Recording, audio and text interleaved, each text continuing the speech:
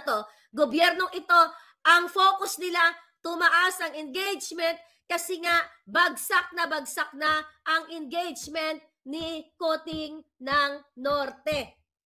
Bakit? This is internal memo. Sabi ni Nini Pagal, unahin muna ang lahat ng presyo na bumaba. Exactly. Ni Lisa na gawin ni Coting na ipakita sa taong bayan na sinusuportahan pa daw ang kanilang gobyerno. Para dito sa accomplishment daw ng PNP na si Ana Corda na kasabwat ng mga Polboronic Lord.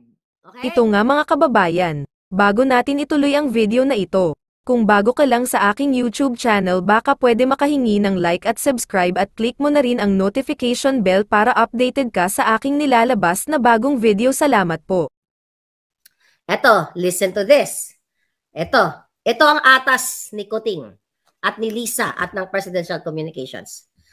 Relatedly, all government agencies are advised to promote and drumbeat in the social media. Ano ibig sabihin ng drumbeat?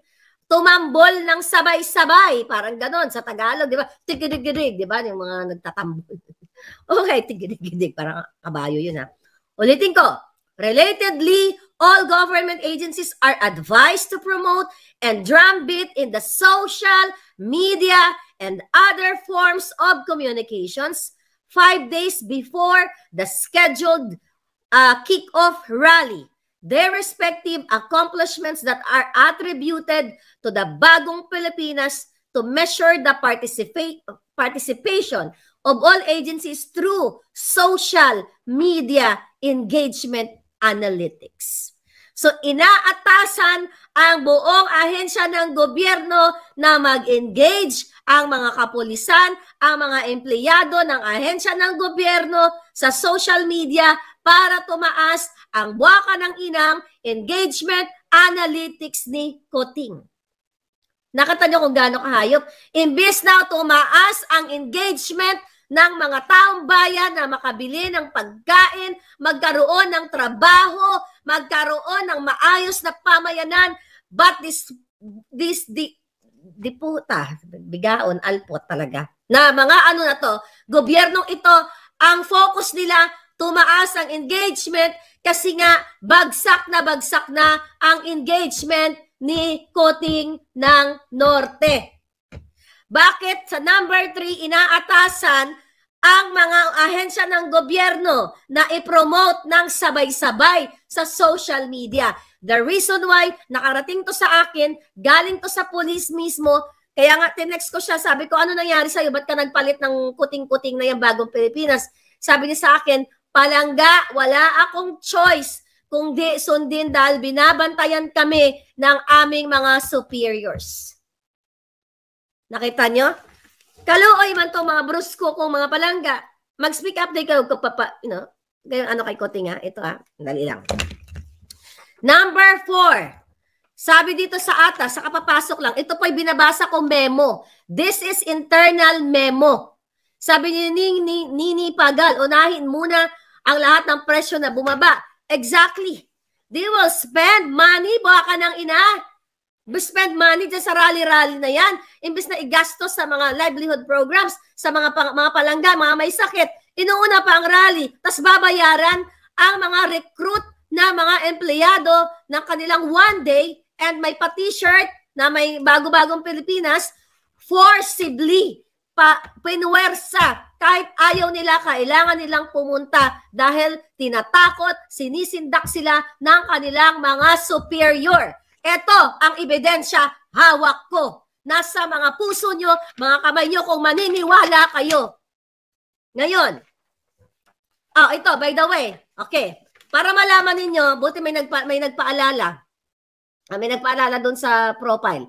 Okay, nawala ka na palangga. Para malaman ninyo na totoo ang sinasabi ko. Okay, nawala na yung ano ko, green screen ko. Okay, excuse me. Ayan. So, pumunta kayo sa DOJ. Okay? Puntahan nyo yung DOJ, yung PCSO, yung PCO, DSWD, Department of Finance, at marami pang iba na mga ahensya, nagpalit na sila ng bagong Pilipinas na logo dahil inaatasan sila ni Lisa na gawin ni Kuting na ipakita sa taong bayan na sinusuportahan pa daw ang kanilang gobyernong Kuting. Next, number 4. Be informed that a simultaneous pre-launching Bagong Pilipinas Kickoff Rally will be held on pre-launching January 24, 2024, Wednesday at 10 a.m. in front of National Headquarters PNP Building, Camp Crame, General Rafael T. Crame. Okay? Quezon City in mass formation. Preparation to pre-launching. Further, number 5, this police district will participate in the simultaneous launching of Bagong Pilipinas Kickoff Rally via Zoom at the SPD Grand Fort, Bonifacio, Taguig City in mass formation. Number 6, sabi dito, to ensure the success of the activity, the following offices units are directed to perform the following tasks. Okay? Letter A, OCDDS. I don't know what does that mean. Paki-comment ko, hinahanap ko, hindi ko makita. Ensure availability of the SPD o Southern Police District grandstand for the activity and perform other tasks as directed. Letter B, DPRMD in charge of the mass formation of the SPD personnel and perform other tasks as directed. Okay? Yung mga palangga ko, i-share nyo to. Okay, dahil itong mga susunod kong babasahin, tignan natin yung pinaka-highlight dito. Okay, number 3. Okay. Ang utos. Number 2, responsible for the installation of parachute tent in coordination with DLD and perform other tasks as directed. SCAS, SPD police stations join the pre-launching of the Bagong Pilipinas Kickoff Rally via PNP page. Okay? Facebook page. Alright? So, talagang pinapwersa silang maging mag-participate din sa kabutahan ni Lisa. Okay. Number 2, listen to this. Invite leaders and members of advocacy support to join the drum beating of the PNP accomplishment. So, pina-invite pa sila ng mga iba pang mga leaders, whatever, community leaders, para dito sa accomplishment daw ng PNP na si Ana Corda na kasabwat ng mga Pulboronic Lord. Okay? Kasabwat ng Pulboronic Lord, si Ana Corda. Based doon sa ating puting ahas na inulat ko sa inyo nung mga nakaraang araw. So ngayon, mga kababayan, listen to this, darling. Okay, meron ng logo Bagong Pilipinas sa PCAO sa poll. Good job, Marlica. Sabi ni Daily Opinion. Ito palangga, listen to this. Number 3, tandaan nyo to. Ensure that all PNP personnel lahat ng PNP personnel, lahat ng empleyado ng Philippine National Police, in your respective offices, participate and influence others, including members of the family. I-ensure, siguraduhin. Okay? Relatives and friends, community partners, and stakeholders in drum beating the accomplishment of the PNP in all social media platforms and all other mediums of information campaign. So sa makatuwid, nagre-recruit sila ng mga magre-react dito patungkol mag-hashtag ng Bagong Pilipinas at maka-accomplishment. Okay? Okay. Na mga accomplishment ng gobyernong ito. So number 3, basahin niyo number 3. Ayan o. Oh, 3. Ayan, 3. Oh, number 3. Okay? Number 3. Okay, now, what is number 4? Like, comment, and share. Oh, di ba? Like, comment, and share by encoding Bagong Pilipinas in your respective social media accounts.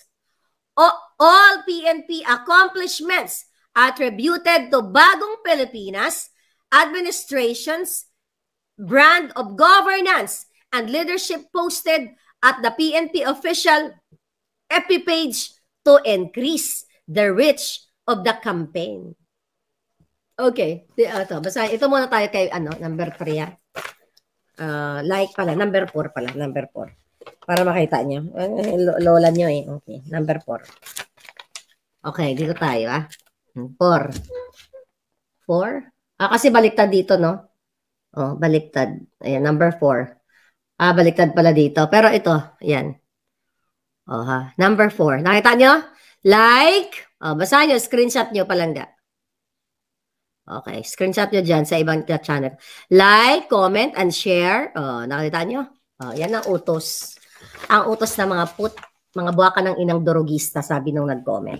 Kung nagustuhan mo ang ganitong video, huwag kalimutan ang magkomento kung ano ang saloobin mo. Salamat po.